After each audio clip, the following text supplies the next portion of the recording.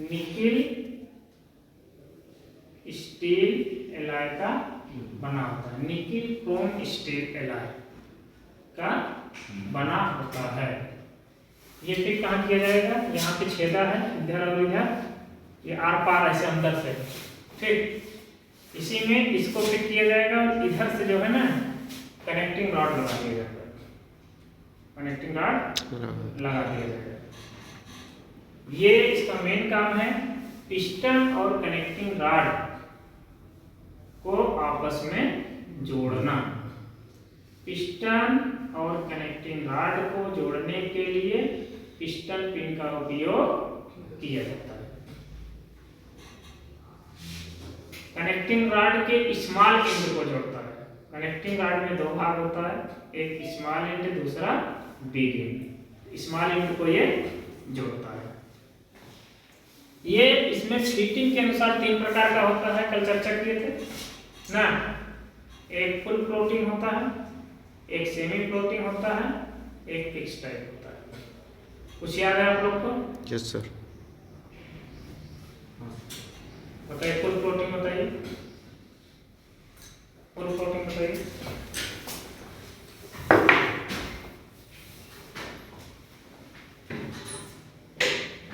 Full floating से piston round घोड़े होते हैं।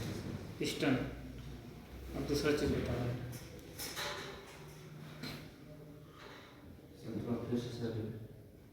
ठीक बैठे सुधीर, नहीं आ रहा। ठीक बैठे। सर जो उसमें रिंग लगा रहता है पिस्टन में, तो उसके दोनों तरफ से पिन लगा दिया जाता है ताकि दोनों तरफ से ना निकले, और जो कनेक्टिंग रॉड जो है वो भी फ्रीली मूव करता है, और वो जो रॉड रहता है अंदर से वो भी फ्रीली मूव करता है, तो वो फुल्ली रहता है उस तरह से। इसको जब हम लोग इसमें फिट करेंगे, ठीक, हाँ इसमें फिट करेंगे तो इसमें कहीं हम लोग नट बोल्ट नहीं लगाएंगे। यहाँ पे क्या करेंगे, एक सर्किट लगा देंगे इधर, एक सर्किट इधर। इसका खाली काम है कि ये इसके बाहर ना निकले। वैसे भी बाहर नहीं निकलेगा क्योंकि इधर सिलेंडर का दीवार रहता है, लेकिन फिर भी क्या करेगा कि बार बार सिलेंडर की दीवार से टकराएगा।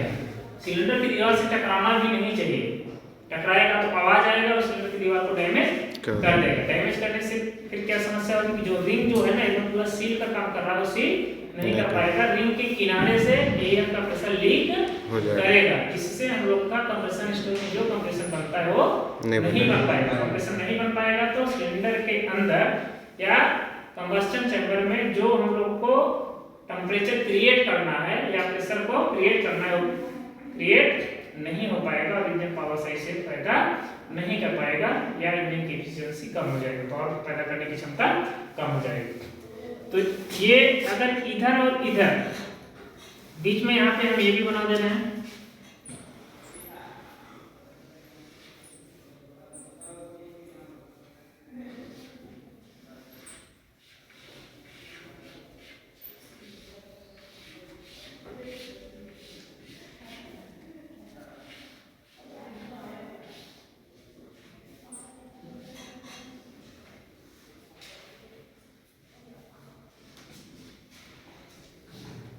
ये क्या है, कनेक्टिंग रॉड। नीचे भी इसी तरह रहता है यस सर। ना। Yes sir. ये यहाँ पे फिट हो जाएगा, ये हो गया स्मॉल एंड, ये हो गया बिग एंड। स्मॉल एंड को हम लोग पिस्टन के बॉस के पास लाते हैं और इस पिन को हम लोग फिट कर देते हैं। अब क्या होगा, कनेक्टिंग रॉड पिस्टन पिन की सहायता से पिस्टन के साथ जुड़ जाता है। कनेक्टिंग रॉड पिस्टन पिन की सहायता से पिस्टन के साथ जुड़ जाता है। अब ये जुड़ने का जो सिस्टम है, यहाँ पे बियरिंग लगा रहता है, बुश बियरिंग। क्या रहता है, बुश बियरिंग। यहाँ पे भी बुश बियरिंग रहता है। अब बियरिंग ये क्या करेगा, पिन मूव करेगा, क्योंकि यहाँ पे होता क्या है, जैसे ये मान लीजिए पिस्टन है और ये कनेक्टिंग रॉड है, ये क्या करेगा, ऐसे ऐसे करते रहता है, ऐसे ऐसे करते रहता है, मतलब वहाँ मूवमेंट होता है। यहाँ पे मूवमेंट पूरा राउंड नहीं होगा, पूरा राउंड मूवमेंट नहीं होगा, ये पूरा राउंड मूवमेंट नहीं करेगा। कितना करेगा कि ज्यादा से ज्यादा 15 से 20 अंश एक तरफ आएगा और फिर 30 अंश उधर जाएगा, क्योंकि इसको डिस्टेंस ज्यादा नहीं मिलता। जो क्रैंक शाफ्ट घूमता है, क्रैंक शाफ्ट में जितना थ्रो रहता है उस थ्रो के हिसाब से राइट जाएगा और लेफ्ट आएगा, दाहिने बाएं जितना क्रैंक शाफ्ट आगे पीछे होता है। उसी तरह जैसे मान लीजिए कि यहाँ पे एक कील ठोक दी है, इसमें एक हम लोग क्या किए, रस्सी बांध दी और यहाँ पे एक पत्थर लटका दिए, इसको हम लोग खींच के यहाँ लाएंगे, ठीक, यहाँ ला दिए और इसको छोड़ दिए, तो ये क्या करेगा, यहाँ आएगा, यहाँ जाएगा, यहाँ आएगा, बार बार ये ऐसे ऐसे मूवमेंट करते रहेगा। क्रैंक शाफ्ट भी इसी तरह रहता है कि ये क्या रहता है, थ्रो की दूरी रहती है और ये थ्रो की दूरी रहती है। थ्रो की दूरी जो होता है एक आदमी स्टॉप हो जाता है 1 और +1, यानी कि 2 थ्रो जो होता है वो स्टॉप की दूरी कहलाता है। इसी प्रकार ये भी क्या करेगा कि एक सिरा स्थिर रहता है, कनेक्टिंग रॉड का एक सिरा स्थिर रहेगा, स्थिर रहेगा मतलब अपने स्थान में रहेगा, फिर भी यहाँ भी थोड़ा थोड़ा मूवमेंट होगा, ऐसे ऐसे मूवमेंट होगा, ऐसे इधर आएगा फिर इधर आएगा और ये सिरा ढेर मूवमेंट करता है और ये जाके यहाँ पर क्रैंक शाफ्ट राउंड राउंड घूमता है, क्रैंक शाफ्ट फिर राउंड राउंड घूमने लगता है। यानी कि पिस्टन का लाइनिंग मोशन जो था अप और डाउन, पिस्टन तो सिलेंडर के अंदर कैसे घूम रहा है, टीडीसी से बीडीसी, बीडीसी से टीडीसी, ये कैसे वो घूम रहा है, रेसिप्रोकेटिंग मोशन बोलते हैं या लाइन मोशन बोलते हैं, एक लाइन में यात्रा कर रहा है। लेकिन कनेक्टिंग रॉड का एक हिस्सा इसके साथ जुड़ा है तो मजबूरी है उसका, वो लाइन मोशन में मूव कर रहा है, लेकिन दूसरा हिस्सा क्या रहा है, क्रैंक शाफ्ट से जुड़ा है तो रोटरी मोशन कर रहा है। यस, यानी कि लाइनिंग मोशन से रोटरी मोशन में परिवर्तित करने के लिए हम लोग का क्रैंक कनेक्टिंग रॉड एक मोस्ट इंपॉर्टेंट पार्ट है जो कि पावर को चेंज करने में सहयोग करता है।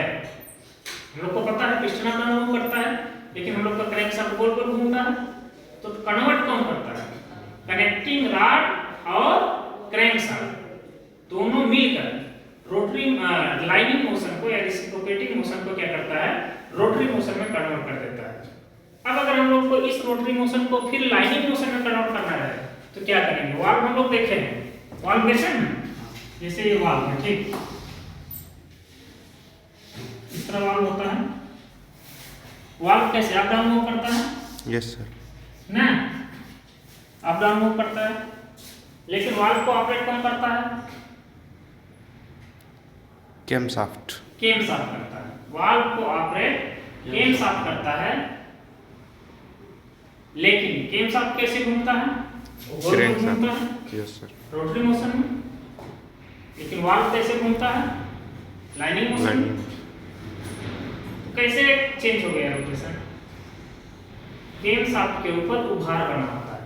मान लीजिए कि ये केम शाफ्ट है और यहाँ पे हम थोड़ा सा उभार बना दिए, पूरे सरफेस पे नहीं, थोड़ा सा उभार बना दिए। एग्जांपल के रूप में जैसे मान लीजिए कि ये पेन है, ये पेन है, ठीक, पेन के यहाँ कैप है ना, जहाँ से कैप है ये जो फंसाने के लिए रखा गया है, इसमें हैंडल है ये, तो एक उभरा हुआ है। मान लीजिए कि इसको हम यहाँ पे रख दिए, इसको हम घुमा रहे हैं, ठीक, अभी उठ नहीं रहा, लेकिन जो उभरा हुआ भाग आएगा तो क्या करेगा, इसको उठा देगा, फिर जैसे ये जाएगा ये नीचे आ जाएगा। यानी कि ये शाफ्ट तो गोल गोल घूम रहा है, लेकिन ये उभरा होने के कारण इसको क्या कर रहा है, अप डाउन कर रहा है। यानी कि रोटरी मोशन से लाइनिंग मोशन में कन्वर्ट कर दे रहा है। कौन सा कर रहा है, केम शाफ्ट कर रहा है। क्यों कर रहा है, क्योंकि इसके ऊपर केम बना हुआ है, लोब बना हुआ है, क्या बना हुआ है, लोब बना हुआ है, उस लोब की वजह से डायरेक्शन जो है चेंज हो जाता है। तो यहाँ पे हम लोग क्या देखें, पिस्टन पे कनेक्टेड रॉड, तो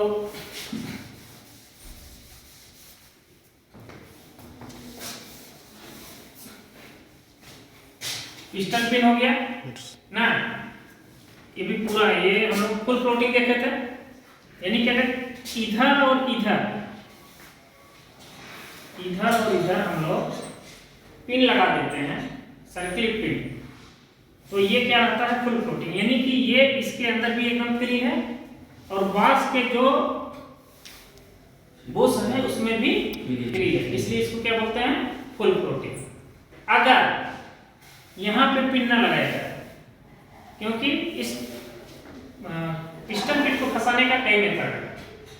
यहाँ पे क्या किया ना, एक छेदा कर दिए यहाँ पे और गुना बना दिए, ठीक, यहाँ पे छेदा करके गुना बना दिया गया। अब जब ये इसके अंदर फिट किया जाएगा तो यहाँ पे एक बोल्ट लगा देंगे और यहाँ पे एक कट कर देंगे ऐसे, तो वो बोल्ट आएगा इसमें फंस जाएगा, तो ये इसके अंदर फ्री मूव नहीं करेगा ना, और इससे बाहर भी नहीं निकल पाएगा।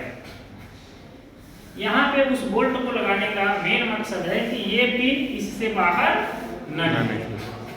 अब क्या है कि स्मॉल यूनिट में फिक्स हो गया, लेकिन बॉस का जो एरिया है इसी में रहेगा ना।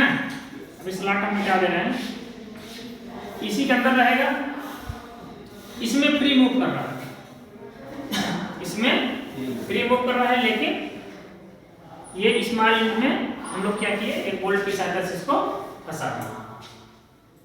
तो इस प्रकार का जो अरेंजमेंट होता है इसको सेमी फ्लोटिंग कहते हैं। फुल फ्लोटिंग देख ली, सेमी फ्लोटिंग देख ली। फिर एक सिस्टम है कि यहाँ फ्री मूव करेगा, यहाँ पे हम लोग एक छेदा बनाएंगे, एक तरफ रहेगा या दोनों तरफ। यहाँ पे क्या करेंगे, गुना काट देंगे और यहाँ पे एक इस तरह स्लॉट बना देंगे। ये यहाँ फिट हो जाएगा, यहाँ पे एक बोल्ट फंसाएंगे, वो आके इस पिन के साथ फंस जाएगा, यानी कि अभी ये पिन बाहर नहीं निकल पा रहा है और बॉस में फिक्स हो गया, बॉस में नहीं घूमेगा, चाहे एक जगह फंसाए चाहे दोनों जगह फंसाए, लेकिन वो बॉस के अंदर मूव नहीं करेगा, लेकिन इस स्मॉल एंड के अंदर मूव कर सकता है, एकदम फ्री रहेगा स्मॉल एंड में। इस प्रकार का जो फिटमेंट होता है उसको हम लोग बोलते हैं फिक्स टाइप पिस्टन फिटमेंट। तीनों प्रकार का समझ में आया, full floating, semi floating, fix type, कोई दिक्कत नहीं है। मान लीजिए गलती से इंजीनियर लोग यहाँ भी फिक्स कर दिया और यहाँ भी फिक्स कर दिया, तो क्या होगा?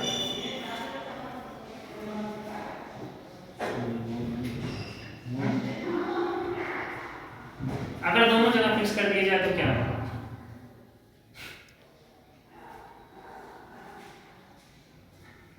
कुछ प्रभाव पड़ेगा?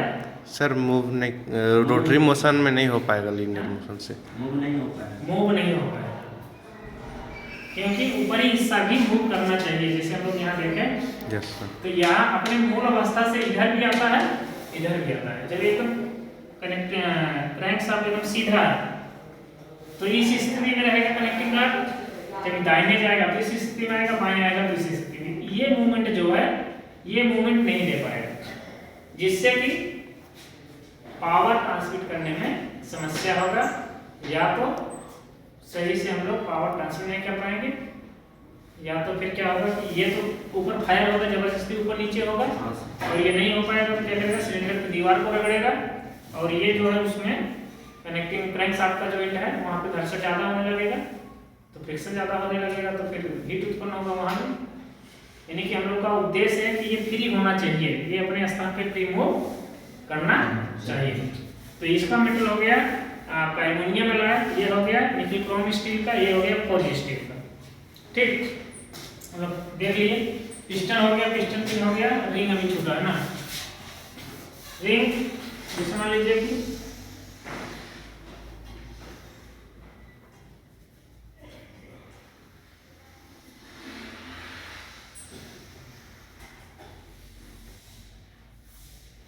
ऐसे रहता है, इसके अंदर थोड़ा स्प्रिंग जैसा कुछ रहता है, इसको हम लोग लेके आके इसमें फिट करेंगे। इस तरह का दो रहता है, इस रिंग के ऊपर क्या रहता है कि टॉप लिखा रहता है। ठीक, जो टॉप लिखा है वो ऊपर ही करेंगे, जैसे दो हिस्सा हो, जैसे ये है, एक हिस्सा ये होगा, एक हिस्सा ये होगा, तो ऊपर एक टॉप लिखा रहेगा। टॉप वाले हिस्से को हम लोग क्या करेंगे, हेड की तरफ करेंगे, उल्टा नहीं लगाएंगे। ठीक, क्योंकि उसका बनावट जो होता है ना, यहाँ किनारे पे थोड़ा उसका जो बारी होता है ना उसको मार के रखा जाता है, जिससे कि वो पिस्टन के साथ और उसमें लाइनर के अंदर काटे नहीं। अगर कोना रहेगा तो क्या करेगा, वो कोना जो रहता है ब्लेड जैसा काम करेगा, उसको डैमेज करने का डर रहेगा, इसलिए इस पर टॉप लिखा रहता है। जो टॉप वाला हिस्सा है ना वो हमेशा हेड की तरफ करते हैं। इस तरह का दो वो रहता है, एक इसमें लगा देते हैं एक नंबर, और एक इसमें लगा देते हैं दो नंबर, और एक और आता है इस तरह,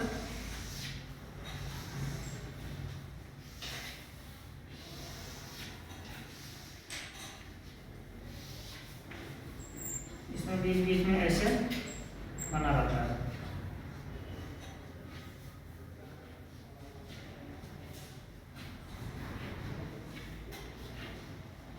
बीच बीच में स्पेस रहता है। इसका काम होता है आयल को स्क्रैप करना। आयल को क्या करना है, स्क्रैप करता है और उसको आयल को वापस सिलेंडर की दीवार से गिरा देता है आयल सम्प में। अगर इसी जैसा इसको भी सॉलिड बना दिया जाएगा तो क्या होगा, जो आयल को स्क्रैप करता है ना वो नीचे आने में दिक्कत होगा। इसलिए बीच बीच में गैप रहता है। जैसे इसके अंदर के आयल को नीचे खींचता है, इसके अंदर का ये एरिया है और इधर रहेगा दीवार, सिलेंडर का दीवार इधर रहेगा और इधर रहेगा ना। तो यहाँ का जो आयल लगा हुआ है ये रिंग क्या करेगा, ये निचले हिस्से पे इसमें यहाँ पे लगेगा और इसके दीवार पे लगे हुए आयल को खींचकर इसके बीच बीच से होते हुए क्या करेगा, नीचे गिरते रहेगा और आ जाएगा। यहाँ पे नीचे क्या रहता है, आयल सम्प। आयल सम्प में वापस आ जाएगा।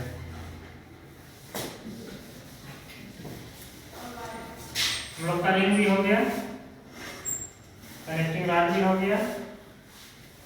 अब आते हैं क्रैंक शाफ्ट से। सर वो गैस को क्या होता है? हाँ? जो गैस रिंग में रहता है थोड़ा सा उसका नाम? हाँ? रिंग जो आयल रिंग में गैप रहता है, थोड़ा सा रहता है। हाँ वो रहता है आयल गैलरी जैसा होता है ना, उसी तरह वर्क करता है। उसका अलग से ऐसा कोई नाम नहीं है कि हम उस गैप को कोई नाम दें। टोटल को हम लोग आयल रिंग बोलते हैं। वो जो आयल को स्क्रैप करता है ना उस गैप से होते हुए नीचे गिर जाता है।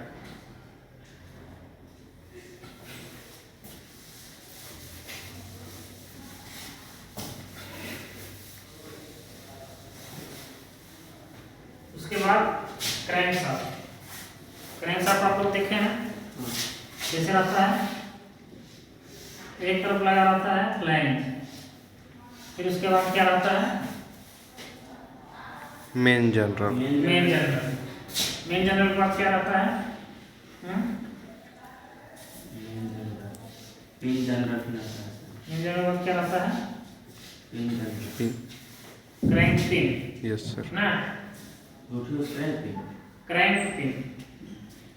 मेन जनरल हो गया, ये हो गया आपका वेब। इससे मेन जनरल और क्रैंक पिन को जोड़ने के लिए फिर यहाँ से इसके सीधे में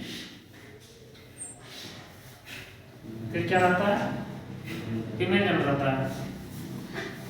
थोड़ा और आगे आ जाएगा। ठीक, जितना इधर नीचे आया है इतना ऊपर जाएगा। यहाँ भी एक रहेगा पिन।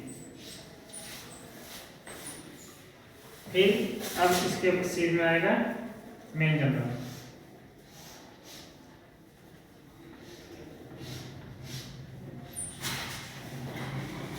हम लोग जानते हैं ये पिछला हिस्सा है, अगला हिस्सा।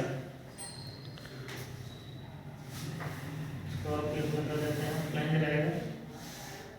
सर यहाँ क्या लगा रहेगा? फ्लैंज। फ्लैंज फ्लाइंग व्हील पिछला हिस्सा है। फ्लैंज, इस फ्लैंज में छेदा आता है, इसी के साथ फ्लाई व्हील लगता है। ठीक, पिछला हिस्सा ना। ये हो गया मेन जनरल, ये हो गया क्रैंक पिन, ये हो गया आपका क्रैंक वेब बोलते हैं। मेन जनरल और क्रैंक पिन को जोड़ने के लिए फिर इस पिन से इस पिन को जोड़ते हैं। फिर यहाँ पे मेन जनरल आया और यहाँ से फिर ऊपर ही की तरफ जाएगा ना, क्योंकि पहला और चौथा एक पेयर में रहता है। पहला चौथा दोनों नीचे की तरफ रहेगा पिन और दूसरा और तीसरा ऊपर की तरफ रहेगा। अब यहाँ से फिर क्या आएगा, इसके बराबर में आएगा ऐसे,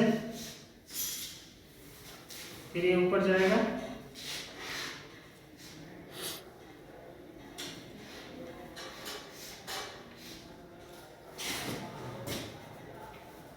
थोड़ा सा पतला हो जाएगा।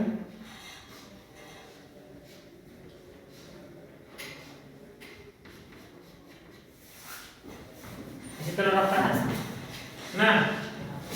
ये 1 नंबर हो जाएगा, ये 4 नंबर हो जाएगा, ये 2 नंबर हो जाएगा, ये 3 नंबर हो जाएगा। 1 2 3 4। ये जो है एक लाइन में रहेगा। एक लाइन में जो है ये कितने सिलेंडर का क्रैंकशाफ्ट बना है? 4 सिलेंडर ना, 4 सिलेंडर का क्रैंकशाफ्ट बना है। 1 2 3 4। इसमें बनाते समय जब आप मान लीजिए बनाइएगा एग्जाम में या फ्री हैंड स्केच आएगा, पहला और चौथा पेयर होता है। हम लोग ऐसा नहीं करेंगे, पहला नीचे करेंगे चौथा ऊपर कर देंगे, फिर क्रैंकशाफ्ट एकदम गलत हो जाएगा। एक ही डायरेक्शन में करना है, यानी कि ये मान लीजिए फ्री हैंड है, आप लोग क्या करिएगा, एक सेंटर लाइन खींच लीजिएगा, उसके ऊपर 2 लाइनें मान लीजिए 5 में ऊपर 5 में नीचे कर रहे हैं, फिर आपका मेन जनरल आ जाएगा उसी पे। फिर यहाँ से थोड़ा नीचे करके एक लाइन सेंटर लाइन खींच लीजिए, उसी के 4 नंबर 1 नंबर आ जाएगा, और फिर इस सेंटर लाइन से ऊपर एक ही डायरेक्शन में खींचिएगा, ऊपर आ जाएगा। ये फ्लैंज है, मेन जनरल है, इसको क्रैंक वेव बोलते हैं। क्रैंक पिन है, ये भी क्रैंक पिन है, मेन जनरल है, क्रैंक पिन है, क्रैंक पिन है, मेन जनरल है। 3 को मेन जनरल है, 4 को क्रैंक पिन। फिर इसके आगे यहाँ पे पिन होता है टाइमिंग गियर, ठीक, ये टाइमिंग गियर के लिए स्थान बना रहता है। फिर उसके आगे रहता है आपका पुल्ली रहता है, पुल्ली के आगे चेक नट रहता है, ठीक, यहाँ पे गुना बना रहता है। ये गुना जो रहता है उल्टा बना रहता है, क्योंकि मान लीजिए क्लॉकवाइज घूम रहा है, अधिकतर चूड़ी हम लोग का क्लॉकवाइज रहता है, ठीक, जितना भी नट बोल्ट रहता है क्लॉकवाइज हम लोग टाइट करते हैं, क्योंकि पृथ्वी की घूमने की दिशा में रहता है तो वो लूज नहीं होता, ठीक।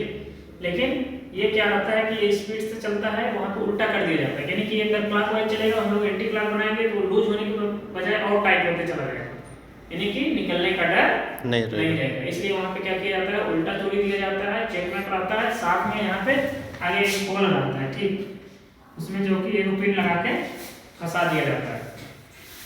तो हम लोग का ये हो गया crank shaft. Crank shaft engine की मेन शाफ्ट होती है जो कि सिलेंडर ब्लॉक के निचले हिस्से में फिट होती है।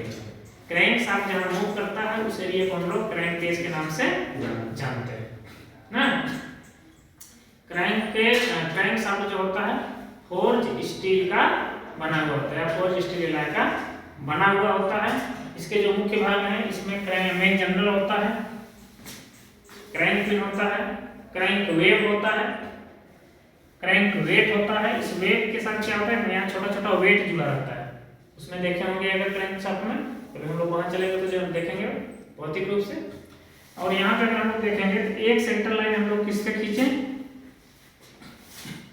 सेंटर लाइन समझते हैं, मेन जनरल पर एक बड़ा एक छोटा, एक बड़ा एक छोटा, एक बड़ा एक छोटा, एक बड़ा एक छोटा, यानी कि एक मेन जनरल से खींचे,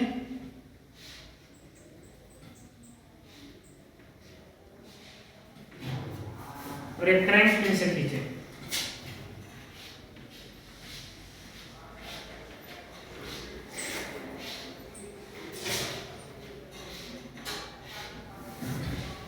नीचे का क्रैंक पिन से खींचा रहा तो ऊपर भी खींचेंगे, एक क्रैंक ऊपर खींचते हैं,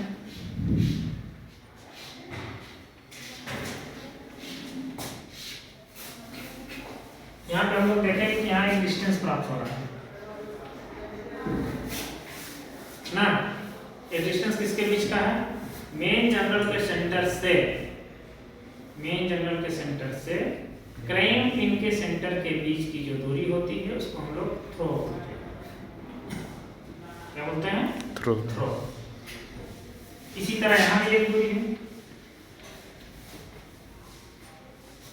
मेन जनरल के सेंटर से क्रैंक पिन के सेंटर के बीच, इसको भी थ्रो बोलेंगे, यानी कि ये दोनों थ्रो बराबर रहता है। और यही दोनों थ्रो को हम लोग जब जोड़ देंगे तो ये हम लोग का क्या कहलाएगा, स्टोक कहलाएगा।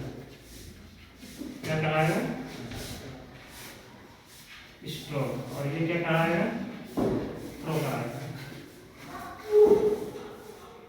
स्टोक समझ में आया, यानी कि जो पिस्टन अप डाउन जो करता है वो किस पर निर्भर करता है कि मेन जनरल से क्रैंक पिन कितना दूर बनाया गया है। यानी कि अगर हम लोग इतना भी मेहनत करें कि हम लोग स्टोक लंबाई कम ज़्यादा कर दें, नहीं कर सकते हैं, क्योंकि वो क्रैंक शाफ्ट से उसका रिलेशन है। क्रैंक शाफ्ट का जो थ्रो बनाया गया है, जो कंपनी डिजाइन करता है इंजन, उसी समय फिक्स करता है कि हम इसको स्टोक की दूरी कितना देना है, तो उसी हिसाब से इसका थ्रो बनाया जाता है। 2 थ्रो की जो दूरी होती है वो क्या होती है, ये स्टोक कहलाता है। और ये स्टोक कहाँ आता है, सिलेंडर के अंदर आता है। सीधा सीधा अगर देखिएगा तो सिलाई मशीन होता है ना, जो पैर से चलाता है, ऊपर देखिए ना मुड़ा हुआ ऐसे रहता है, उसी में राड आता है, उसी पे जाके घुमाता है ना। वो ऊपर का जो मुड़ा हुआ हिस्सा है वो जितना अप डाउन होता है उतना पैर से ही वो ऊपर नीचे करता है, उससे ज़्यादा ऊपर नीचे नहीं कर सकता। जबरदस्ती भी करेगा तो नहीं कर सकता, तो वो क्रैंक कहलाता है। ठीक उसी प्रकार ये क्रैंक शाफ्ट हुआ। क्रैंक शाफ्ट का जो मेन जंगल के सेंटर से क्रैंक व्हील के सेंटर के बीच की दूरी को थ्रो कहते हैं। और 2 थ्रो की जो दूरी होती है क्या बोलते हैं, एक स्ट्रोक मिल गया। ठीक, अब इसमें किसी प्रकार का दिक्कत नहीं होना चाहिए। तो हम लोग का क्रैंक शाफ्ट भी हो गया। फ्लाई व्हील,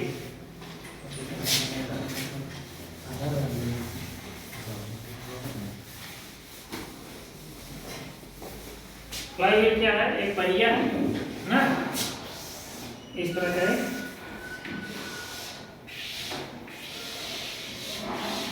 पूरा सॉलिड रहता है ना, पूरा सॉलिड रहता है।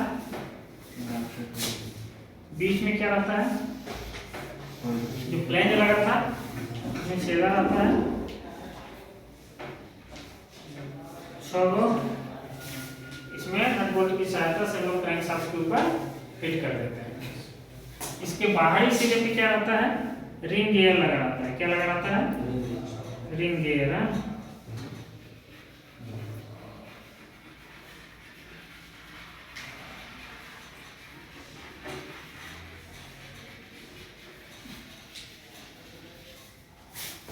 रिंग गियर लगा रहता है।